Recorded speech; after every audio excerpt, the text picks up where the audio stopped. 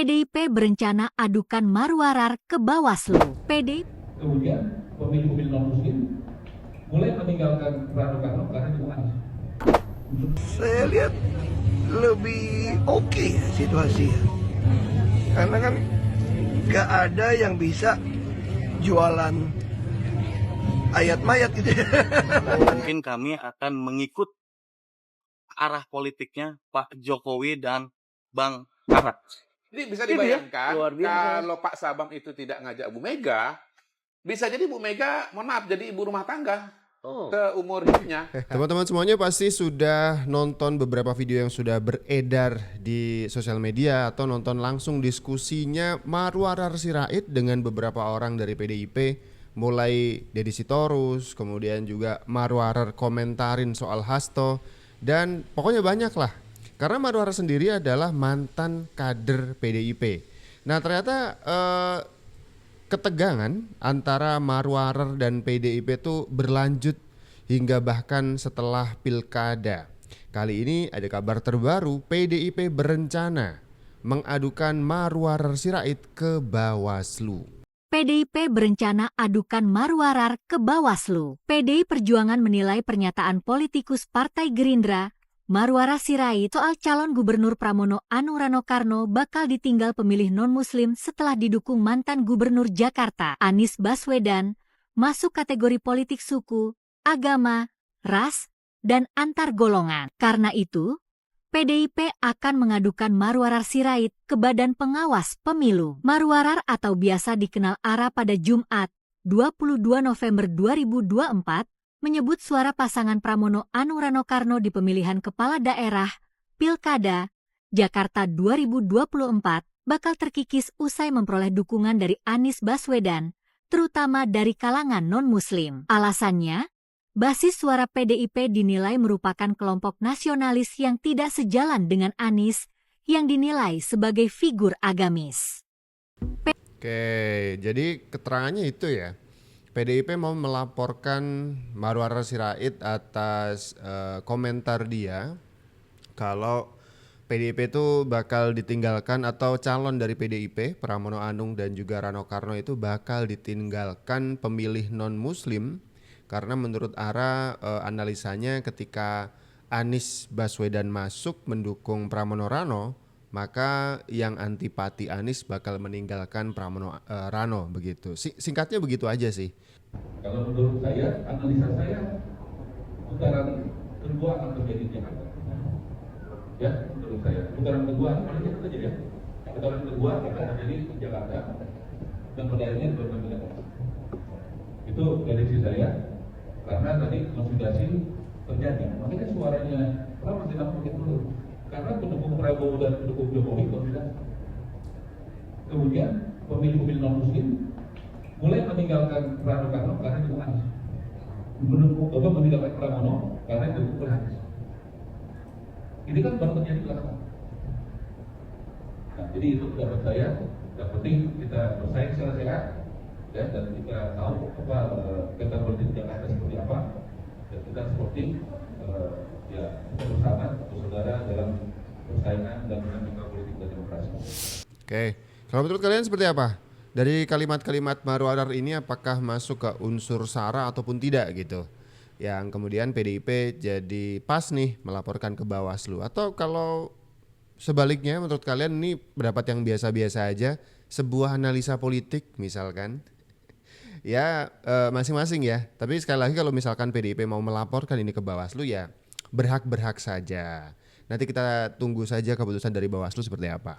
Cuman kalau misalkan pendapat yang seperti ini dilaporkan, kalau yang seperti ini perlu dilaporkan atau tidak? Mantan Gubernur DKI Jakarta Basuki Cahayapurnama alias Ahok menyampaikan Pilkada Jakarta 2024 lebih baik daripada 2017 lalu. Ahok mengatakan situasi Pilkada 2024 lebih kondusif. Ia juga berkelakar tidak ada pihak yang menggunakan agama sebagai bahan kampanye. Pernyataan itu disampaikan Ahok selesai mencoblos di TPS 60 Pluit pada Rabu 27 November. Saya lihat lebih oke situasinya, karena kan gak ada yang bisa jualan ayat mayat gitu. Gimana nih? Kalau Ahok seperti ini masuk SARA atau tidak? Jadi gini, saya bisa paham sih kenapa Ahok mengatakan pilkada kali ini lebih baik, ya kan? Spesifiknya yang disebut Ahok itu pilkada Jakarta. Karena kata Ahok nih, saya niruin kalimatnya tadi ya, tidak ada yang jualan ayat mayat. Kita sama-sama tahu Ahok pernah dipenjara karena tuduhan penistaan agama waktu itu melawan Anies Baswedan dalam kontestasi pilkada gubernur Jakarta juga. Dan ada selip lidah Ahok mengomentarin soal ayat-ayat begitu. Ini mungkin mengingatkan dia, oh sekarang lebih baik. Kenapa? Ya kita sama-sama paham, orang yang memperkarakan Ahok waktu itu sekarang kan di satu barisan mendukung Pramono Rano. Jadi nggak mungkin dong teman makan teman kan, nggak mungkin. Jadi ini agak anomali juga kita melihat pilkada Jakarta karena dua kubu berseteru sekarang tuh bersatu. Iya, anak abah yang memperkarakan Ahok waktu itu soal ayat-ayat ini sekarang satu panggung dengan Ahok mendukung Pramono Rano di pilkada Jakarta. Kalau yang seperti ini nih perlu dilaporin ke Bawaslu juga atau enggak ya? Kurang tahu. Kalau menurut kalian seperti apa? Coba tulis di kolom komentar di bawah. Politisi Marwarar Sirait secara resmi menyatakan bahwa dirinya mengajukan pengunduran diri sebagai kader PDIP. Pengunduran dirinya itu disampaikan langsung dengan mendatangi DPP PDIP yang ada di Jalan Diponegoro, Jakarta Pusat pada Senin 15 Januari 2024. Marwarar menegaskan, dirinya sudah tidak mungkin bisa loyal kepada PDIP yang saat ini terus-menerus menyerang pemerintahan Jokowi. Meski begitu, Marwarar mengucapkan terima kasih kepada Ketum PDIP Megawati Soekarno Putri, sebab sudah diberikan ruang berpolitik bersama PDIP. Sebagai seorang politisi, Marwar pernah menjabat sebagai Ketua DPP PDIP, kemudian pernah duduk di bangku DPR selama 3 periode. Sahabat saya, Sekjen tim PDI Perjuangan, saya dipamin dari PDI Perjuangan. Sampaikan salam hormat kepada Ibu Ketua Umum juga dan teman-teman para senior. Jadi selama ini saya berterima, saya mohon maaf dan saya buat terima kasih kecepatan berjalan politik dan bikin saya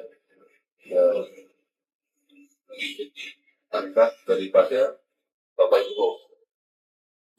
Ini spesifik ya dan juga clear sekali ketika Marwarar mengembalikan KTA di DPP PDIP diterima oleh Pak Utut begitu. Kemudian di akhir dari kalimat pamitnya adalah saya akan mengikuti langkah dari Pak Jokowi. Yang kita sama-sama tahu waktu itu, detik itu Jokowi dan PDIP sudah pisah jalan. Saya memutuskan untuk pamit dari PDI Perjuangan. Saya memilih untuk mengikuti langkah Pak Jokowi. Mungkin kami akan mengikut arah politiknya Pak Jokowi dan Bang Ara. Jadi bisa dibayangkan kalau Pak Sabam itu tidak ngajak Bu Mega, bisa jadi Bu Mega, mohon maaf, jadi ibu rumah tangga seumur hidupnya. Wow, Bang Ara, Bang Marwarar Sirait, politisi senior dan salah satu kader terbaik Partai PDI Perjuangan, sudah menyatakan sikap keluar dari Partai PDI Perjuangan. Ini tragis sekali kawan-kawan. Karena ayah kandung dari Bang Ara itu Pak Sabam Sirait itu adalah salah satu pendiri Partai PDIP. Kenapa tragis banget menurut saya? Karena kok bisa seorang anak keluar dari partai yang didirikan dan dibesarkan oleh ayah kandungnya sendiri? Ya, ini heran banget. Kenapa? Ada apa dengan internal Partai PDIP? Kok kader-kadernya pada berkeluaran? Termasuk juga yang di Majalengka, ya kan, simpatisan PDIP dan simpatisan 03 tuh. Itu berbondong-bondong pada keluar tuh, menyatakan mengikuti Pak Jokowi, mengikuti Bang Ara. Bang Budiman Sujatmiko juga keluar dari Partai PDIP dan memilih untuk mengusung Prabowo Gibran. Ada apa ini? Heran. Dan lebih herannya lagi, Bang Ara itu Agustus 2023 masih menyumbangkan ratusan ribu kaos untuk relawan Ganjar Pranowo. Dan sekarang malah keluar dari PDIP dan mengeluarkan statement bahwa mengikuti langkah Pak Jokowi. Nah, di sini bisa saya artikan, mengikuti langkah Pak Jokowi berarti mendukung pasangan Prabowo Gibran. Ya. Jadi Bang Ara saja, orang dalam yang tahu jeroan-jeroan PDIP, yang tahu jeroan-jeroan 03, itu sudah menyatakan sikap untuk mengikuti Pak Jokowi, mengikuti langkah Pak Jokowi. Gimana dengan kalian, simpatisan 03 yang hanya tahu kulit-kulit luarnya saja mengenai 03? Ya, gimana menurut kalian kawan-kawan? Coba tulis di kolom komentar. Menarik nih. Jadi memang perpecahan dan juga crash antara PDIP dan juga Marwarar Sirait ini udah lama banget ya. Terbukti di awal tahun itu Marwarar secara gamblang mengatakan saya ikut Pak Jokowi, saya keluar dari PDIP. Itu dia.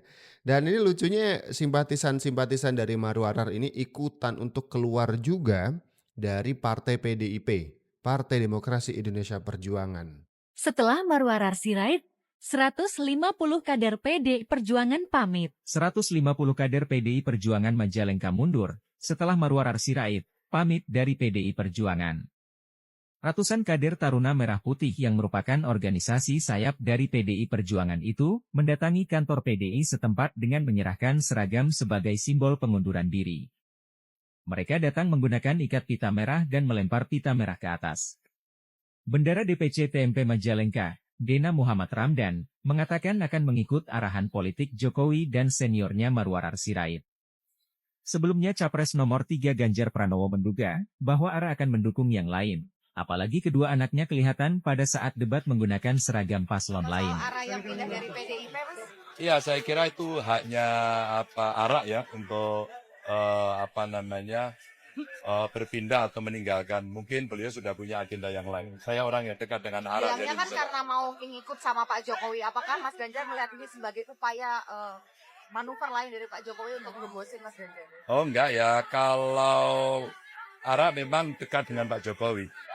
Kalau saya menduga mungkin mereka akan mendukung ke kelompoknya Pak Jokowi. Karena waktu debat kemarin anaknya sudah ikut pakai bajunya dan di kelompok sebelah. Jadi buat saya nggak apa-apa. Ini bukan politik biasa saja.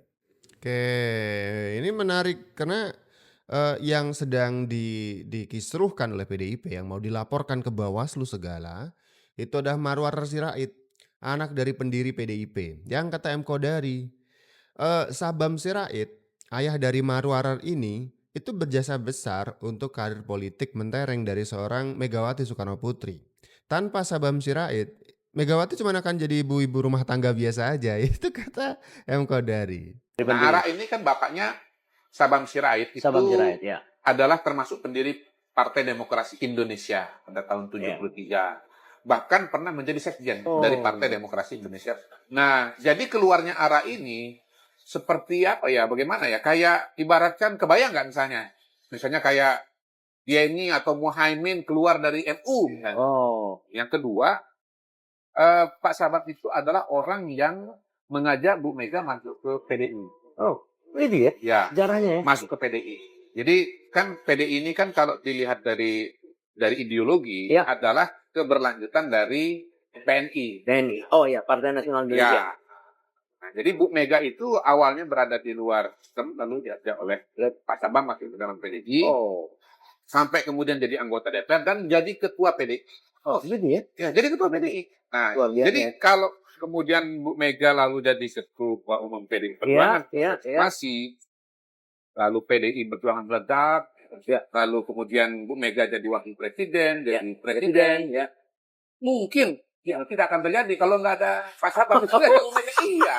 Jadi bisa dibayangkan kalau Pak Sabang itu tidak ngajak Mega, bisa jadi Bu Mega, mohon maaf, jadi ibu rumah tangga seumur hidupnya. Jadi ini mengilustrasikan betapa apa istilahnya ya, besar sekali jasa dari seorang Sabam Sirait, ayah dari Marwarar Sirait ini untuk Ibu Megawati Soekarno Putri bisa sedikdaya sekarang ini memimpin PDIP. Kata M. Kodari ilustrasinya adalah kalau nggak diajak Pak Sabam, Ibu Megawati itu cuma akan jadi ibu-ibu rumah tangga biasa aja gitu. Seberjasa itu gitu. Tapi sekarang Marwarar Sirait diletakkan dan diposisikan oleh PDIP sebagai musuh. Keluar dari PDIP dan ikut Jokowi, sekarang masuk ke Partai Gerindra.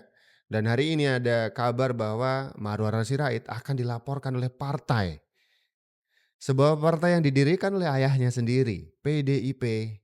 dengan tuduhan politik sara dan seterusnya. Kita ikuti kasusnya nanti di Bawaslu akan seperti apa.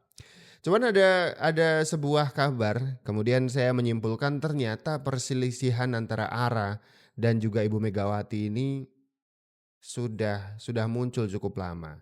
Ada satu kabar yang menceritakan ARA ini pernah mau jadi menteri. Pernah ditawari di kabinet Pak Jokowi, di mana ARA akan dijadikan salah satu menteri di satu pos menteri gitu. Tapi ada satu kejadian di mana sepertinya Ibu Megawati tidak merestui langkah dari Pak Jokowi ini. Hingga akhirnya ARA terjegal dan tidak jadi menteri. Sampai di Jakarta saya ke rumah. Dari rumah saya pakai baju merah. Terus saya datang ke tempat Ibu Mega di Tuku Umar di Menteng. Tapi saya menunggu cukup lama, tidak bisa bertemu gitu. Oke. Kemudian Pak Jokowi telepon, di mana Ra? Di rumah Ibu Mega. Ketemu nggak? Enggak. Udah, oke. Saya dipanggil ke istana. Di istana, saya tuh ini kok serius banget nih, ada Pak Jokowi, Pak JK. Saya di tengah-tengah duduk. Ya Pak Jokowi mengatakan dan Pak JK ada saksinya dua-duanya. Dan saya yakin orang yang kredibel untuk bicara. Kami mau melantik Anda karena ya alasan yang mereka punyalah, dan itu kan adalah hak daripada presiden ya. Itu hak prerogatif dari presiden kan, melantik pembantu-pembantunya kan gitu. Tapi ada pihak yang tidak ingin Anda dilantik. Gitu. Dia bilang, oh nggak apa-apa Pak, kalau begitu. Tapi kenapa mesti saya dipanggil? Harusnya kan dikelirin dulu. Ya kita pikir pasti setujulah. Mas Ara kan udah sama-sama kampanye, ya, anak pendiri PD Perjuangan, ya, kemudian juga ya ketua DPP PD Perjuangan, waktu itu saya ketua DPP. Terus saya bilang, kalau begitu saya izin Pak, saya mesti kembali ke rumah dan ke Singapura untuk menjelaskan hal ini sama keluarga saya dan orang tua saya yang baru dioperasi kemarin Pak. Pak Jokowi bilang, udah Mas Ara nanti dulu. Ya, saya makanya waktu itu kalau ingat agak mundur ya, tanggal pengumuman hari Minggu itu. Agak sore ya Pak, hampir maghrib ya, waktu itu Pak. Ya, harusnya kan siang. Ya. Kemudian ya, Pak udah nggak apa-apa kok, saya biasa keluarga kami mengalami hal seperti ini dari dulu, karena kami keluarga politik, jadi biasa begitu menghadapi hal-hal yang tidak baik, yang juga harus kita syukuri ya. Dan tapi Pak Jokowi bersikeras dengan Mas Ara temenin saya makan. Udah saya nunggu, lama-lama Pak Jokowi balik, kita makan berdua, ya ngobrol lah sebagai kawan, sahabat, karena kita memang kawan lama. Dengan almarhum Bapak saya juga sangat personal hubungannya, karena dari Solo Papa juga udah sangat dekat sekali sama Pak Jokowi. Pak Jokowi juga sering ngobrol sama Papa, kami juga sering ngobrol. Kalau Pak Jokowi ke Jakarta, kita sering ngobrol sampai malam, kadang sampai jam 2 pagi gitu ya, diskusi.